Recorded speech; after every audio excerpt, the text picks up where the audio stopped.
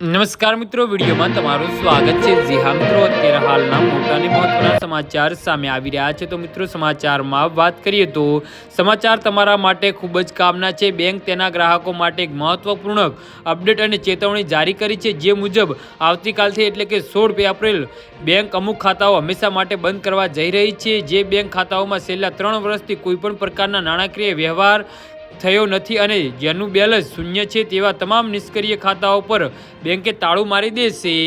જી હા મિત્રો, ગ્રાહકોની છેતરપિંડીથી બચવા માટે બેંકે આ કડક નિર્ણય લીધો છે।